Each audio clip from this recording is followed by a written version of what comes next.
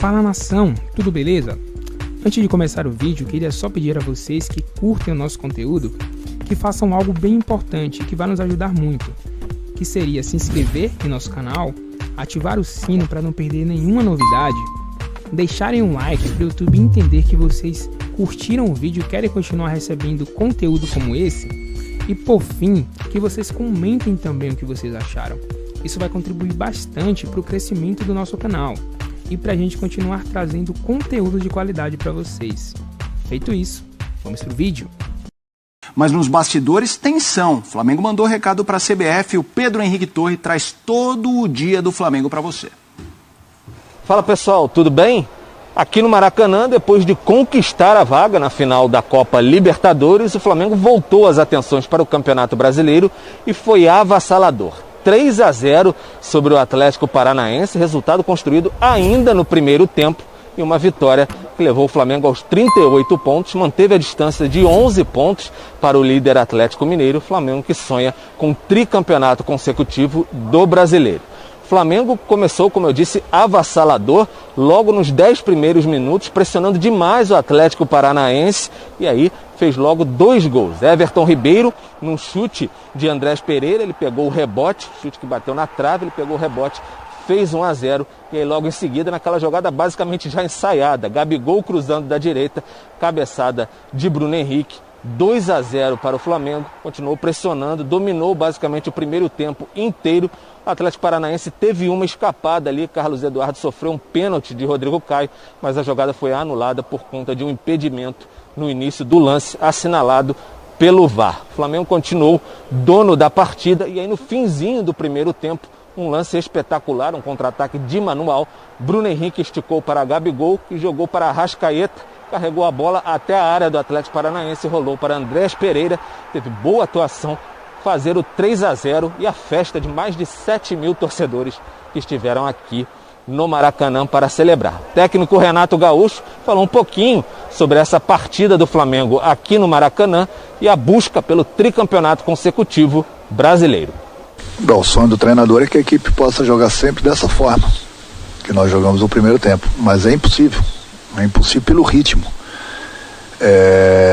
Fiquei muito feliz, principalmente pelo primeiro tempo da equipe. A gente treina para isso, a gente faz isso, tudo que aconteceu no jogo a gente treina no dia a dia, mas esse ritmo é difícil de você mantê-lo durante os 90 minutos, não é só aqui no Flamengo, qualquer outra equipe. Mas o mais importante de tudo é que nós fizemos um grande primeiro tempo, fizemos tudo certinho, do jeito que nós programamos no treinamento, do jeito que eu passei na pré-eleição.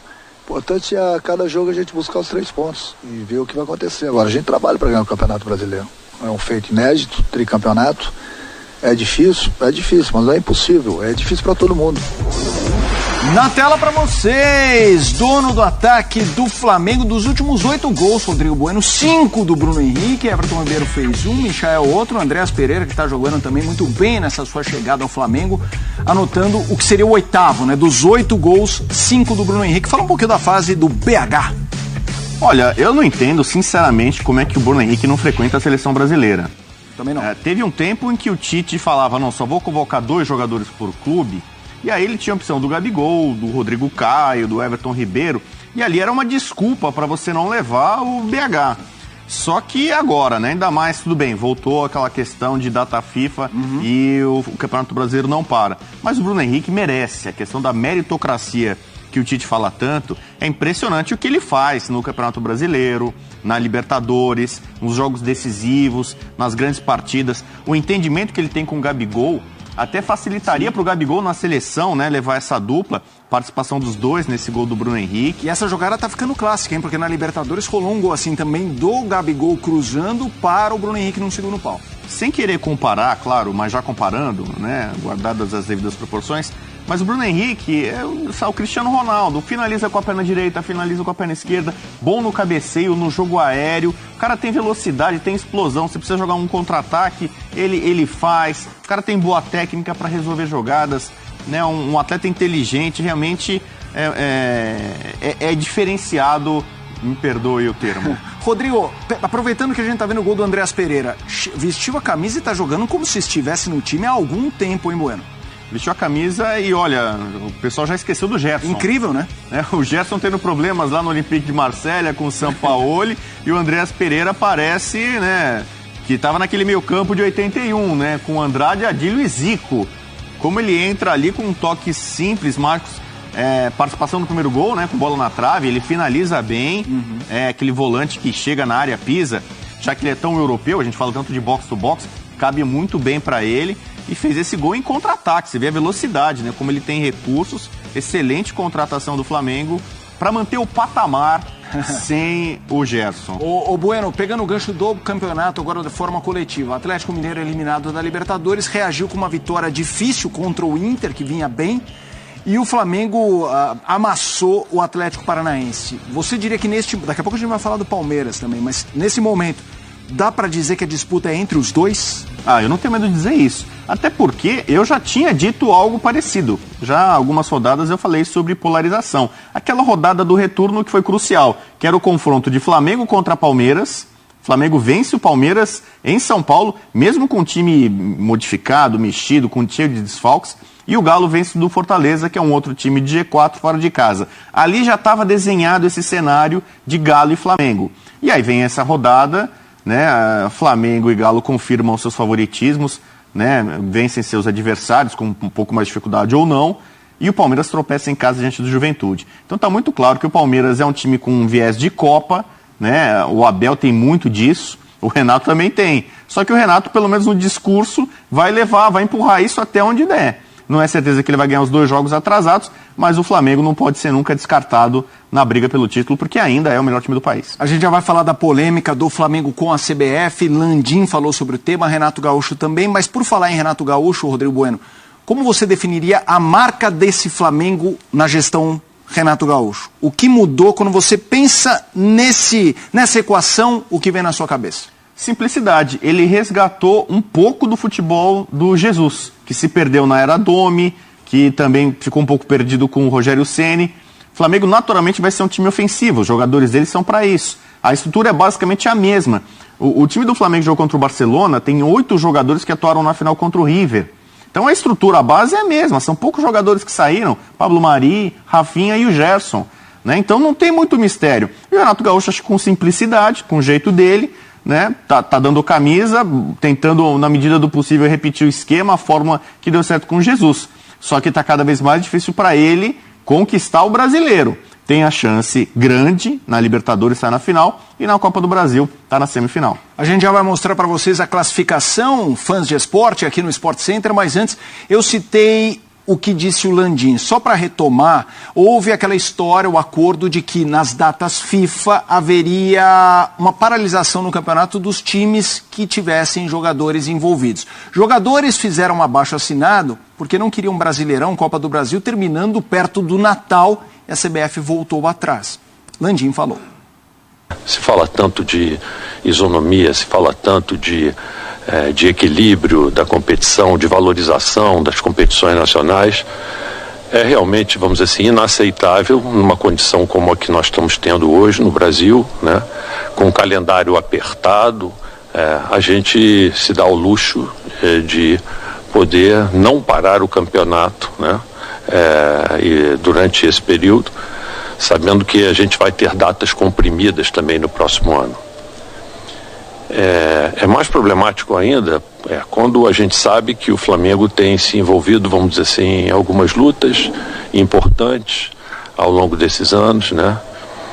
Pela melhoria do futebol brasileiro, defendendo posições fortes, e fica parecendo que isso, na verdade, pode ser uma retaliação contra o clube, né?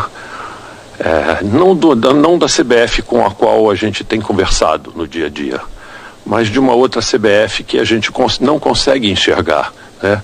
E que parece que atua de fora e com muita força, no sentido de atuar contra todos aqueles que procuram elevar a voz para tentar melhorar o futebol brasileiro. atacante do Flamengo, Rodolfo Landim. Os próximos jogos do Flamengo. O time terá desfalques de convocados em 3 rodadas do Brasileirão. 6 de outubro contra o Red Bull Bragantino fora de casa, também fora de casa contra o Fortaleza dia 9 e dia 12 em casa contra o Cuiabá. Rodolfo Landim não costuma aparecer em coletivo. Geralmente a voz atuante do Flamengo é o Marcos Braz. O Landim apareceu claramente, quis mandar um recado ao mercado da bola brasileiro. Como é que você viu essa movimentação do Flamengo? Olha, eu não entendi muito bem quando ele falou que tem uma CBF, que é a CBF que a gente conhece, e uma outra CBF por trás. Aí começa a suscitar uma certa teoria da conspiração, retaliação. Eu, sinceramente, não acredito que tem alguém, seja em que posto na CBF ou quem ele está insinuando, que queira jogar contra o Flamengo. O próprio Braz deu numa coletiva, falou que o Flamengo disputa as eliminatórias, né? Falou que o Flamengo jogava a Libertadores, o Brasileiro, a Copa do Brasil e as eliminatórias. O Flamengo não está sozinho. O Galo, que está na disputa com ele, também cede jogadores para as eliminatórias. O Palmeiras também. O Inter também. Outros times têm jogadores em seleções estrangeiras, se não tem nesse momento na seleção brasileira. Então, o prejuízo, né, claro que existe, né, o ideal em todo mundo é isso, né, na data FIFA, né, você para o campeonato para não prejudicar as equipes, os clubes, mas o Flamengo não está sozinho, né, ele não é o único time que vai ser lesado. A gente viu ali, o Flamengo, acho que com o elenco que tem, mesmo assim, tem boa condição de somar pontos. O jogo contra o Bragantino é o mais complicado. Fortaleza é um bom time, mas perdeu hoje 3-0, né, nesse fim de semana. Mas tudo bem, eu quero dizer o seguinte, o Landim está tentando marcar um ponto. Ele levantou uma série de bandeiras, ele é a diretoria dele, mas, por exemplo, ele é o cara que estava à frente da Liga dos Clubes, né? E depois, em poucos dias depois, ele meio que implodiu esse próprio projeto de liga, né? Atuando de uma forma muito solitária, né? O Flamengo sempre muito independente, procurando as suas causas, né? Então o Flamengo tomou esse caminho, meio de que se isolar, de tentar resolver as coisas por conta própria. Eu entendo e sou super defensor da isonomia, em tudo. De todas as formas do campeonato, a isonomia deve ser mantida. Não vai ser nesse caso, assim como também não vai ser em outros. Eu acho que o Flamengo tem que se preocupar em fazer o dele, né? Tem uma boa chance de ganhar de novo uma Libertadores, uma Copa do Brasil e brigar pelo Brasileiro. Vai ser assim até o fim da temporada e tem que se contentar. Que seja melhor na próxima temporada. Imagino que vai ser um pouco melhor. Assim como a pandemia está um pouco melhor. A história da outra CBF eu ia te perguntar, porque eu também não entendi. A gente sabe que a CBF mesmo nos últimos meses passou por muito agito e ainda passa. Mas a história da retaliação, isso seria uma retaliação. A gente viu algumas rotas de colisão entre os dois, Flamengo e CBF. A história do Pedro na Olimpíada, essa coisa da volta do público, que não necessariamente foi com a CBF. Retaliação ao quê, Rodrigo Bueno? Então, boa pergunta, porque em alguns momentos o Flamengo foi atendido, né? O Flamengo tem 2 jogos adiados, o Flamengo conseguiu. Outros clubes poderiam ter tentado adiar jogos do Brasileiro, não conseguiram. Eu lembro do ano passado, quando o São Paulo estava na liderança e teve jogos adiados, reclamaram, poxa, mas o presidente, na época o Caboclo era São Paulino, estão adiando jogos, estão para favorecer o São Paulo. Tem um esquema sempre tem um esquema, né? No Brasil, nunca o campeão ou o líder é legítimo. Tá manchado, né? Qualquer coisa, não, o campeonato tá manchado, tá tudo armado. Então, tá armado pro Palmeiras, tá armado pro Galo, tá armado pro São Paulo, é tudo contra o time. O Flamengo é o atual bicampeão brasileiro, ou eu tô equivocado? O Flamengo ganhou os 2 últimos brasileiros. Com essa CBF e com essa CBF que eu também não sei que está por trás aí, o Flamengo ganhou 2 brasileiros. Se ele fizer o trabalho dele direitinho, ainda tem um confronto direto com o Galo, ele pode muito bem ganhar de novo, né? Então, às vezes há um barulho muito grande. O São Paulo não foi campeão brasileiro ano passado no esquema do Caboclo. Aquilo era uma cascata. Então, né, o Flamengo é muito competente, a sua diretoria também faz um grande trabalho, tem um grande time, ainda é o melhor time do Brasil, pode ganhar os 3 campeonatos, né? Então, acho que é desnecessário fazer esse cavalo de batalha também. É o que temos para hoje. Vamos carimbar a tela do Fã de Esportes com a classificação no Campeonato Brasileiro. Alguns times com 23 jogos, outros com 21. Vamos lá. A gente vai esmiuçar todo esse Brasileirão aqui no Sport Center, mas o Galo venceu 49 pontos, Palmeiras 39, esses 2 times com 22 pontos. Na sequência a gente vai falar do Palmeiras, empatou em casa com o Juventude.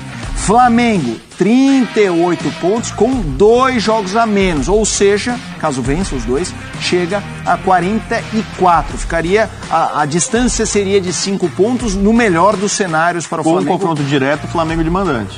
Exatamente. Fortaleza